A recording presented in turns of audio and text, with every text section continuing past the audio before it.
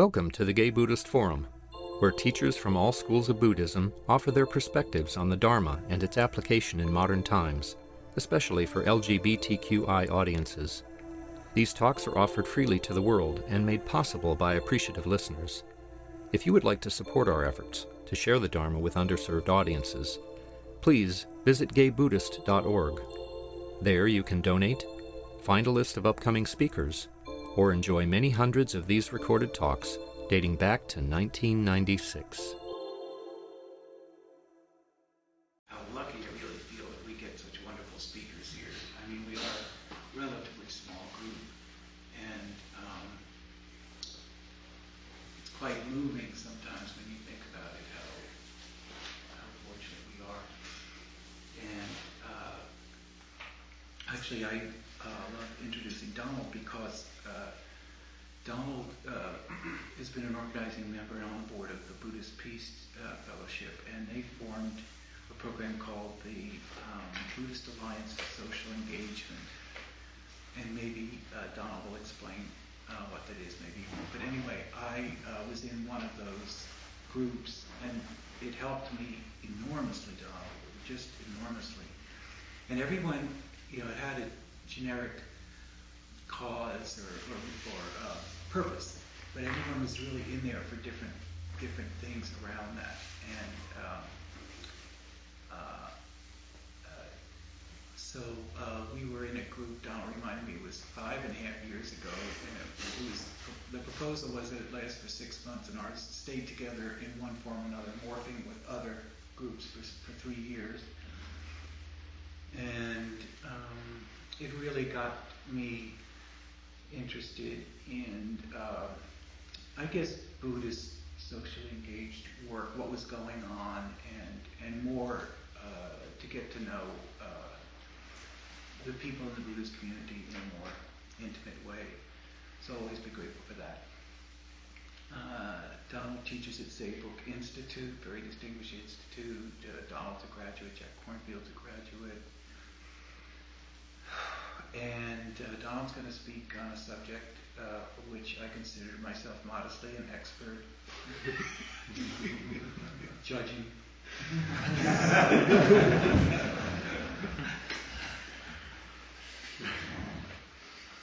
Thanks so much, Paul.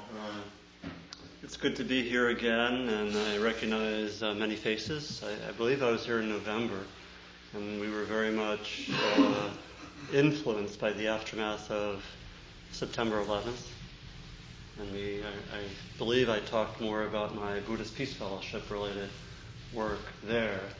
And maybe just briefly, the Buddhist Alliance for Social Engagement, or the BASE program, is a program that has been going since about early 95.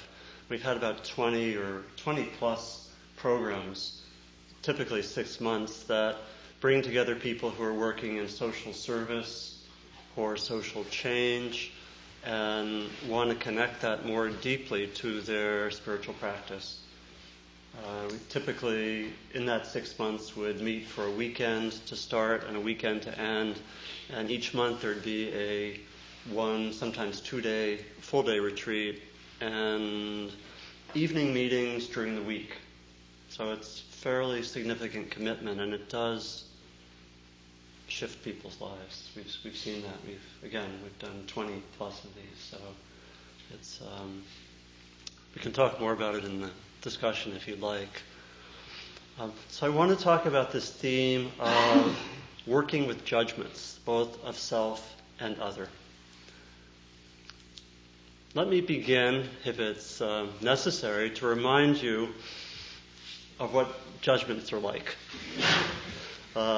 Okay. I'll give 3 judgments, 2 from my own experience and 1 from our collective experience. And I'll try to talk for about, try to limit myself to half an hour, and that will give us some time for questions, and I'm sure I could stay afterwards. And I have to say that this topic must be on the top 5 list of requests, along with anger and a few others. Because it's when I give talks or go places, and I remember here this happened. I talked about principles of Buddhist engagement. In the question time, we talked a little bit about judgment, and all of a sudden everyone went, let's go further in that. So it's a very powerful topic, and I think I want to show why. So, here are 3 judgments. First, I'm caught in a traffic jam. I'm driving from Marin to the East Bay. On that little cutoff between 101 and the bridge. The 2 lanes are totally stopped. I see someone drive by me on the right. I'm in the right-hand lane. Drive by me on the side road and cut in right in front of me. Mild judgment forms. Later, another person zooms down the curb lane going really, really fast. I start thinking about how selfish these people are and how our culture is just sliding further into selfishness. Later, when the traffic eases a little bit, I drive by and I see the car that was going really fast next to a person who's broken down. So a little complexity there. Okay, second story about judgment. I end a period of about 9 years of full-time teaching and being pretty busy, including having been chair of the faculty of our school, and take a year of leave. During that time, I go on a 2-month meditation retreat. Near the beginning of the retreat, I notice that I'm judging myself quite harshly for having spent so much time teaching instead of meditating all the time, or following certain kinds of spiritual priorities that I think at that moment I should have had. So I get into some fairly harsh self-judgments. I also judge my school for not being developed enough for me or spiritual enough, and I compare myself with others, and so on. Some of you may have had something remotely similar to that. Okay, third example. President Bush speaks scornfully about Osama bin Laden and calls him evil. Osama bin Laden speaks scornfully about President Bush and calls him evil. Many of us think that both are evil. And so on. So, I want to talk about 3 things about judgment. The first is why judgments are so important to work with. Secondly, what they are when we look more closely. And thirdly, some ways of working with judgments. That'll be my talk. So, we don't have to look very deeply to know that judgments are very powerful in our culture. And I want to say by judgments, I'm talking about something like a strong evaluative comment in relation to a certain state of affairs. So I like to think about, and they can be both positive or negative, but I'm going to speak mostly about the negative ones this morning. So I like to think about judgments as something like a cognitive observation followed by an emotional sledgehammer. Just the statement by itself might be fine and even intelligent or possibly wise. But there's something that follows that is this emotional evaluative sledgehammer, and that's where the tricky stuff starts to happen, as we know. So judgments are huge in our culture. We spend a lot of our time going around thinking, I'm right, you're wrong. How could that person do that? That person is so blank, blank, blank. One of my favorite cartoons is a cartoon that kind of shows how judgments can be so extreme and how they can get us in trouble. It's a cartoon. It's actually an epitaph on a gravestone, and it says, "He had the right of way." You know? I think that starts to tell us something about judgments, that there's sometimes we can be so holding on to what we think is right or why something else is wrong that it ceases to be wise, as in the dead driver. In other ways, we can see that we have a culture which is often consumed by judging and blaming and righteousness. And it's also connected with ways that we tend to separate ourselves from each other. We tend to be individualistic, and we tend to organize a lot of our moral life almost around trying to show that I'm good and others are bad. That's very, very predominant in the culture. On a psychological level, we often internalize certain views about good and bad, both from the culture and from our families. Again, the judgments can be positive as well as negative, but both can be quite difficult if we hang on to them.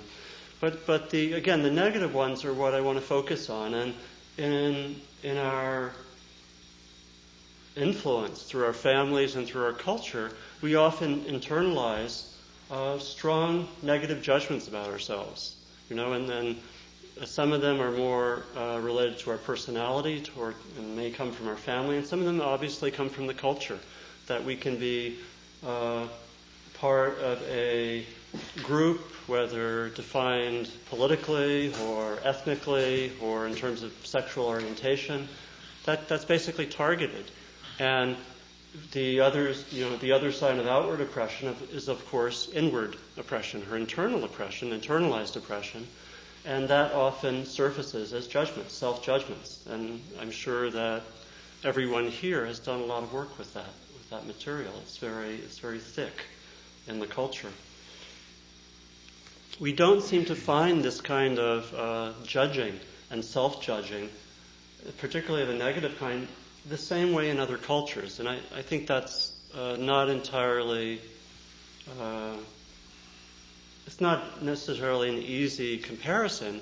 There may be certain developmental achievements that come with the judging that other cultures don't have, certain qualities of individuation, for example. And I won't say much more about that, but that's kind of a speculation, because you go to other cultures, and I'm more familiar with Asian cultures, and we don't find this kind of particularly harsh self-judging. I remember there was a time that the Dalai Lama came to Barre, Massachusetts, to the Insight Meditation Society. It was quite a while ago. It was about 20 years ago, and I was there. And he was asked questions by the meditators there. And one of the questions was, I don't think I'm any good. How can I work with this?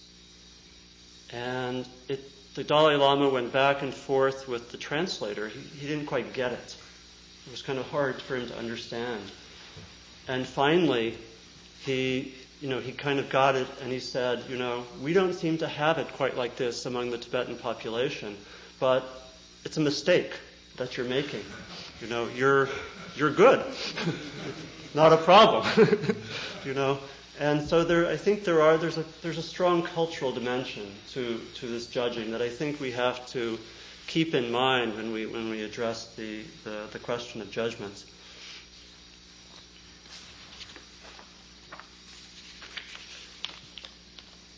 The issue of judgments is also obviously really important in spiritual practice, and we know that judgments can be rather subtle. We can have very gross judgments about this person's bad, this institution's bad, that article was awful, that essay was good, that essay was bad.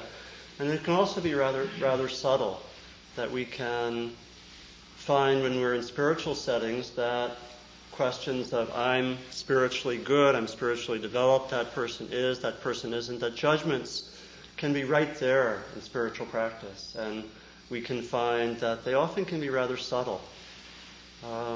Historically, dealing with judgments have been right at the heart of many of the great traditions. And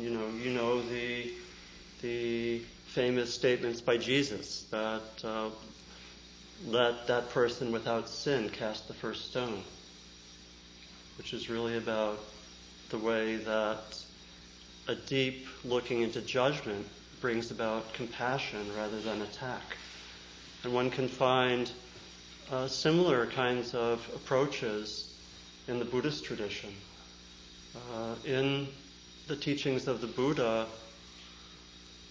I think self-judgments are particularly connected with, and judgments of others are particularly connected with two ways that we grasp or that we hold on to things. And of course, the basic teaching of the Buddha is that the source of suffering is in a kind of compulsive grasping, a lack of being fully at peace, a lack of being able to be with what is in a way that transforms it. And those kinds of grasping for the Buddha are the grasping after self and the grasping after views. The Buddha at one point says, those with strong views go about in the world annoying others.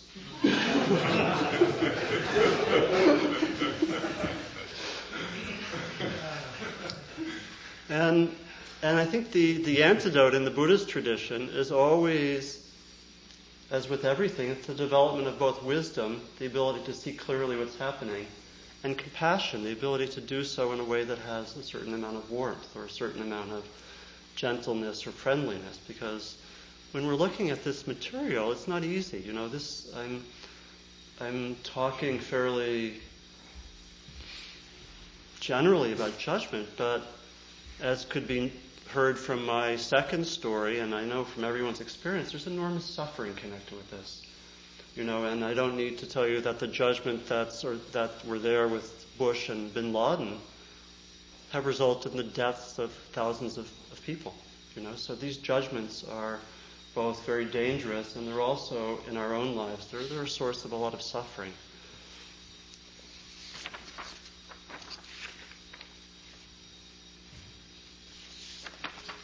So, what are judgments? When we look carefully at them, what do we find? What are they actually? And I want to, in this looking at judgments, talk about my own experience and my own practice. My own history is a history of being conditioned to be a pretty judgmental person. You know? Some of you may share this conditioning. That I think my family trained me to think that I was right. To think that I was good and right. And of course, what follows from that? That I kind of have a vested interest in others being bad and wrong. Right? And that I have a certain amount of self-gratification if I can actually show that. And as I'll say in a moment, I think that kind of conditioning is a deep conditioning, and there are ways of unpacking it and transforming it, but certainly that has been, I think, a large part of my conditioning. So I've been practicing over 25 years, so I've been able to look at judgments a lot, as Paul was saying, as an expert on judgments. So initially, my main practice was simply trying to be mindful with judgments, and just, you know, as we see when we first start meditating, a lot of the initial experience is just to actually see what's going on in the mind and the heart and the body, and just to know how prevalent these things are. And so that was a lot of the ongoing practice for many years. A few years ago, I did a long retreat. It was actually the retreat at which the experiences that I mentioned at the beginning surfaced, the self-judgments, that there were some strong residues there. And I was working with my main teacher, who's John Travis, who's connected with Spirit Rock. And we started a practice. I was sitting for 2 months at this retreat. We started a practice where at the end of every sitting, I would summon any judgments that had been hanging around for the last day or so. Whether it was a judgment about the Dharma talk, that wasn't a very good talk, you know, or something about, you know how it is in retreats or in any setting. People come in late. Oh my God, they must really be in bad shape. That person, or whatever. Whatever judgments were hanging around. And what I would do is that I would be with the judgments at the verbal level, at the mental level. And then after they had been there for a while, I would go to the level of the body and the heart and see what was there. And I also worked with judgments when they came up just in an immediate way, such as I'm on the food line and they're serving tacos with a lot of condiments. And they're arranged in a way that it takes us half an hour for 70 people to move through the food line. And I start being judgmental. They should really set this up so we should move through more quickly.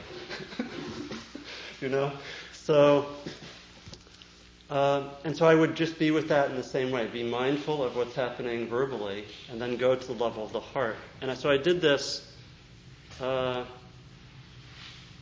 probably, in 2 months, about probably 1,000 times. I became a student of judgments, yet more deeply a student of judgments. And following the 2-month retreat, I continued this practice probably 6 or 9 months, just trying to be with judgments whenever they were there, and even asking for some to come. And so what I'm reporting is the result of that investigation. I already have a Ph.D., otherwise I should have got a Ph.D. for it. This is really, for me, one of the great glories of Buddhist practice, that one can really just go into different phenomena, like judgments, or fear, or joy, or positive ones as well, in this really systematic way over time, and go very deeply, so you really feel like you've gone into this phenomenon and know it, not from a mental way, but from going into the guts of the phenomenon.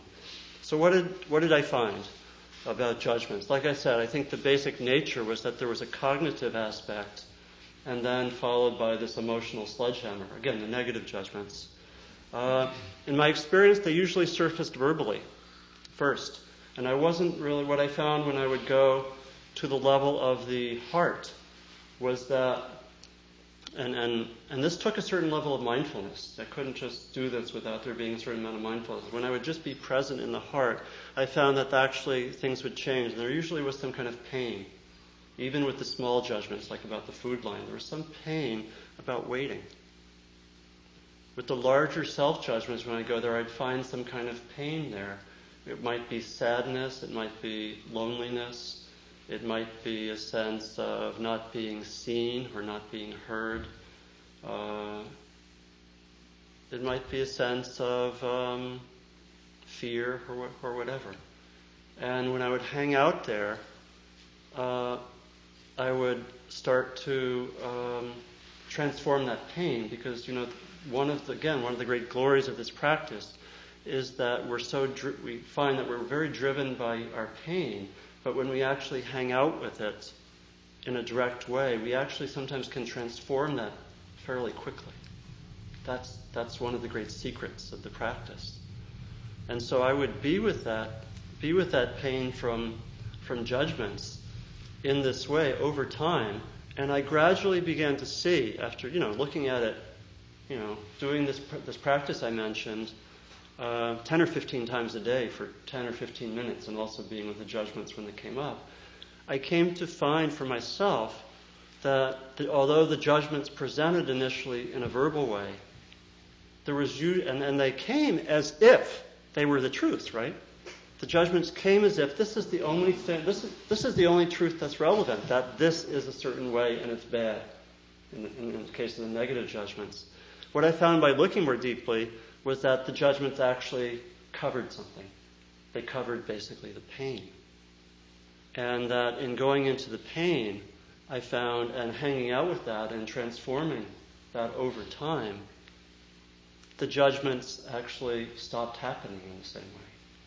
In other words, the judgments seemed to be a kind of defense mechanism to protect me from a certain kind of pain. And it's a defense mechanism which I probably learned when I was 3 years old, or 4 years old, or whatever. That I didn't have to face the pain if I could be with the judgment. Being with the judgment gave me some comfort. I didn't have to face the pain, and I also had moral superiority. And I had an excuse for withdrawing. So it's quite a skillful, quote, skillful mechanism. But so I came to see it more as a defense mechanism that actually was covering something which I could go more deeply into. As I went more deeply into it, it changed. It transformed because, as it were, the pain was just waiting, as it were, for years to be looked at, to be uncovered. Eventually, in doing that practice, over these 9 months, I came to want to be with judgmental people. It's true. Yeah, I came to have, and it's tempered a little bit since then, but I came to have a soft spot in my heart for judgmental people, and I found myself better able, when judgments were coming at me, not to be taken in so much, to actually be able to feel somewhat the pain behind the judgments coming at me, which is of an estimable value for avoiding a lot of conflict and stuff and endless back and forth and so on. That I could feel more clearly where the person was coming from. And I would go and I would feel the pain, and the judgment would be not hooking in the way that it might have in the past.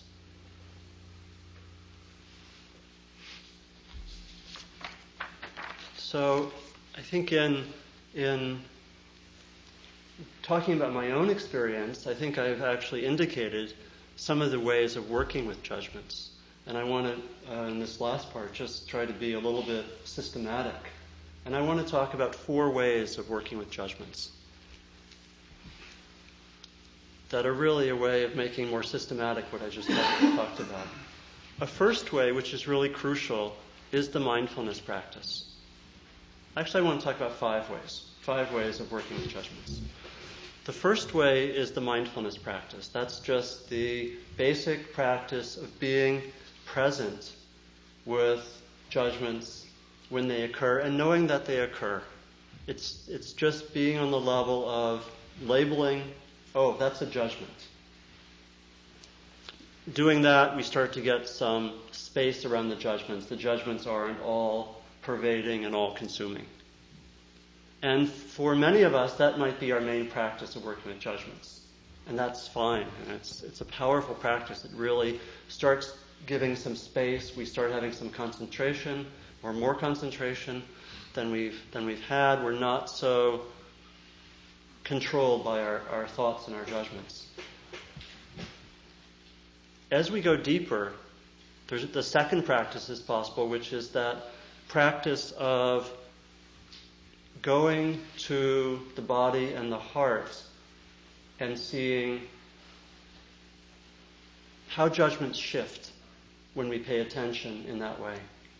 To see what judgments are about more deeply.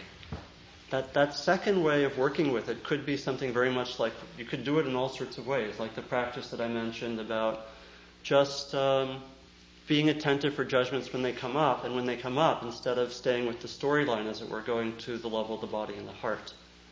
It could be doing that special practice, like I mentioned, of taking a period of 10 minutes and just seeing if one could see judgments which have been hanging around and hang out with them. In my experience, the second practice takes a certain amount of concentration. And it's not about thinking or figuring out the judgments, but it's about really being present with them in a deep way. And I think that if you have a question whether you're really doing that, it might be good to stay with the mindfulness practice, because this isn't about thinking about the judgments. It's about being, as you know, directly with the judgments on the level of the heart and the body. A third way of working with judgments has to be mentioned, I think, which is that sometimes the judgments are really, really strong. And particularly when they come up in retreats or in doing intensive practice, we can really have some very strong, particularly self-judgments or judgments of others. And when they're really, really strong, sometimes it's better just to let them go and pay attention to something else. I just want to mention that because judgments can be really overwhelming sometimes. And, I think part of practice is being at the edge where things are basically workable but not overwhelming. And that's a really important point in this area. If things are overwhelming, it's good to go back to the mindfulness or being with the breath or whatever. On the other hand, sometimes we can really be like a warrior with judgments. We can say, all right, give me your best judgment. I'm ready. I'll hang in there, or we can do something like what the Buddha, when he, in the night of his enlightenment, reportedly was attacked by Mara, who is the personification of delusion and confusion and hatred and so on. And the Buddha reportedly just said, I see you, Mara. I see delusion. And the story is that Mara shot arrows towards the Buddha. And the Buddha's awareness and compassion transformed the arrows into flowers. You can think of that happening with judgments. The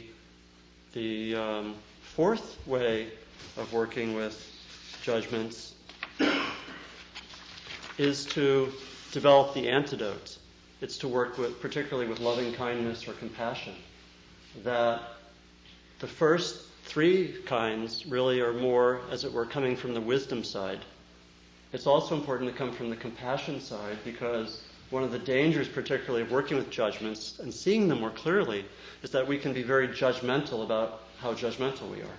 And that's a big danger of doing this practice.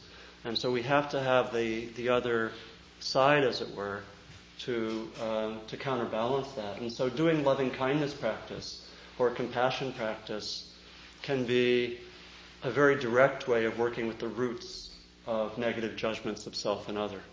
And so that's a fourth practice to be really remembering. In the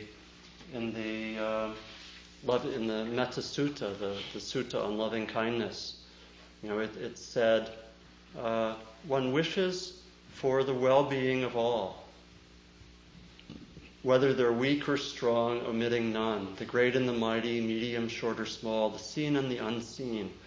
So it's no discrimination. There's this dropping of the views and just the cultivation of the warm heart. And I want to mention a fifth way of working with judgments is to transform the cultural forces that lead to the culture being judgmental. And that's as it were, the Buddhist Peace Fellowship activist voice saying, don't forget about that part. Don't forget about that part of transformation. Because it's like, it's not just personal practice. It's also social and cultural practice. And I want to just close by, and I have a lot of notes, I haven't gone through a lot of them, but I want to just close and say that one important aspect of judgments that I haven't mentioned so far is that I believe that judgments actually carry intelligence. They're not simply examples of just diluted views. As we know, maybe from the examples I gave, when we look closely at our judgments, either self or other, we can often see that we have actually some insight there. And it's like the insight, but then the insight gets hooked in to becoming a defense against our pain. When we transform the source of the judgments, when we transform that pain, we can use the insight that was there in a different way. In other words, I can see someone who's maybe acting rudely. If I'm judgmental, what do? I start going off about how rude that person is. If I've worked through my own reactivity about that, I see the rudeness and I can act with compassion. I don't throw away the insight. In some spiritual circles, judgment is just the enemy. And that's not what I'm saying here. I think that it's a matter of transforming it so that we free up the insight in the service of wisdom and compassion. I think I'll end here. Thanks. So we have time for questions or comments from your own practice on judgment? Yeah. I have a question. It really helped because that was an example of something that happened today here that I'll deal with, so that was really helpful. Aside from the emotional component, which is a strong one, how do you see the difference between discernment and judgment? Because that's really tricky for me a lot. Because I tend to be pretty discerning, but there's lots of judgment that goes along with that at times. It's a really important question. And it's what I was getting to at the end there. That's been important for me to make that distinction. And it's not like, what I was suggesting is that, discernment is a term that's used sometimes. As far as I know, it's a term used particularly in Christian spirituality to be something maybe similar to what Buddhists talk about as a discriminating wisdom. That there's a quality of penetrating wisdom that sees what's there. And what I was suggesting is by talking about the negative judgments as somehow the insight coupled with it gets hooked into our complexes, and so how do we know whether there might be judgments? I think because the same as I was suggesting, we can have the same insight either free of judgments or not free of judgments. I think the content actually may not change so much. In the example of seeing a person be rude, is a simple example. And so how do we look for judgments? What helps us to make that discernment? I think it's to look for a few things in our minds and our bodies. One of them is there emotional charge? Okay. If there's emotional charge there could well be that quality of judgment. And I don't mean that the transformed judgment doesn't have emotion, because it could still have the compassion, the love, but it doesn't have the emotional charge. Another thing to look for, the judgment being a defense, as I'm claiming, being part of a defense mechanism, has a certain amount of reactivity and compulsivity. It's based in anxiety, in other words, to a large extent. And so if we see in our minds that the same thoughts are coming forward a lot, there's a lot of repetition. Repetition is usually a good sign that there's the judgment. It's like we find ourselves repeating the same line over and over again. That would be a pretty good sign that there's something there. I think ultimately we only knew by doing the kind of investigation I was talking about, but those are signs that there could be something to look for. The repetition, compulsivity, reactivity, emotional charge. Yeah. But it's a great question, and it's a really important part of our practice. Yeah. Sometimes I found it to be very problematic when you are working with someone like a teacher or someone you respect as a guide, and you want to learn and grow from that person, and you see a character flaw, or you see a lack of integrity, or something that doesn't seem to fit with what they're trying to convey. How can you let that not get in the way? How can you let that not get in the way so you can accept that person and not see it as a detracting from what they could potentially teach you? Yeah. It's also a great question. Rather than just,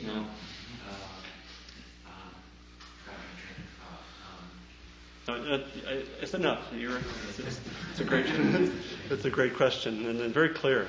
So another way to say it is, I find myself sometimes being judgmental of my teachers And this seems to make it hard for me to learn from them, right? So, well, two things occur to me. First of all, you can just make it a part of your practice. And just say, all right, judgments are coming up. I'm going to work with them in maybe some of the ways I mentioned. Okay, that's one. This is always the Buddhist meditation teacher's answer. Of course, is just be mindful, be with it, work with it. It's sort of one-stop training for Buddhist meditation teachers. But the second thing might be also some reflection that, and I think it's here that there maybe is a lot to unpack, because we may want to look for what kind of model do I have of the way this teacher should be, right? That how much am I putting the teacher up on a pedestal, or have done that? Because the natural aftermath is that the pedestal's too high, so we knock the person off or whatever. But it's actually to reflect that all of us have problems, flaws, sometimes issues of integrity or whatever. And that one way that I was helped a lot in this, because I had the same tendency. I wanted someone, I wanted a perfect teacher, and if I saw a major problem, I just left, right? Not so much with meditation teachers, but with other kinds of teachers. And so for me, it's been a major learning to be able to actually see someone who has problems or flaws and still see what I can learn from that person. And that's, but I think we have to work through some of our images of the person.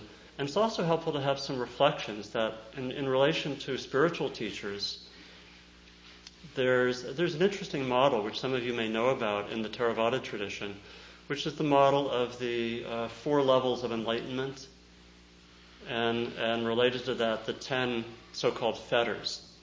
I don't know if people heard this teaching. Yeah, that the it's kind of a developmental model for as it were, the higher stages of the path in the Theravada or insight or the tradition of Southeast Asia. The model is one of the stream enterer, the once returner, one more life and then you'll do it.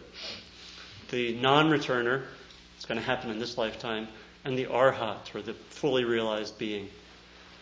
And connected with that is this model of 10 fetters, and it's claimed that at each stage certain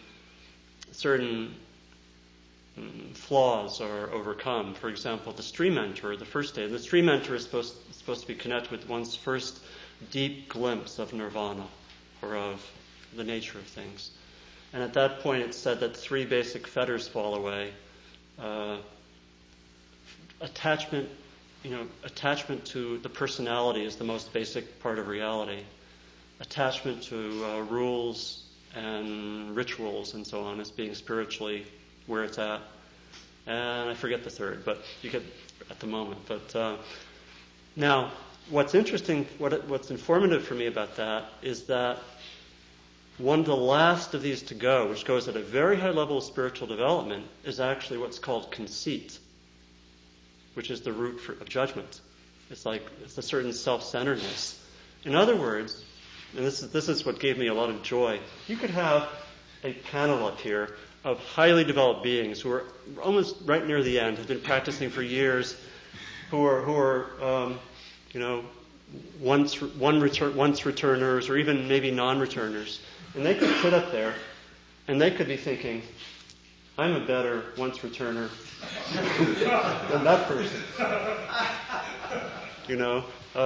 And they could be sitting there judging each other and judging the people in the audience. Oh, they're really, I'm so cool, And what I got from that teaching is that this is actually normal.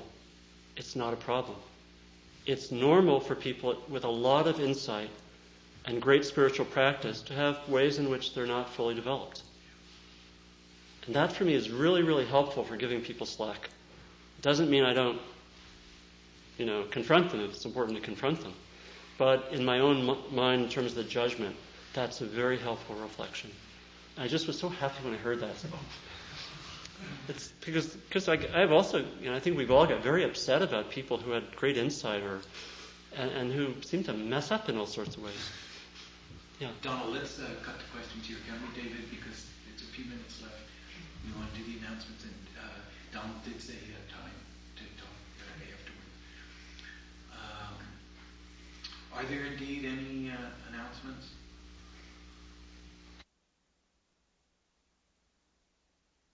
I'd like to close by dedicating the merit, which is done at the end of many Buddhist practice periods. May our learning and insight and work together be dedicated to the awakening of all beings, knowing that we practice both for ourselves and for others, and that we share the fruits of our practice widely with all we meet, knowing that all beings aspire to awaken, to be full of love, to be happy. Thank you.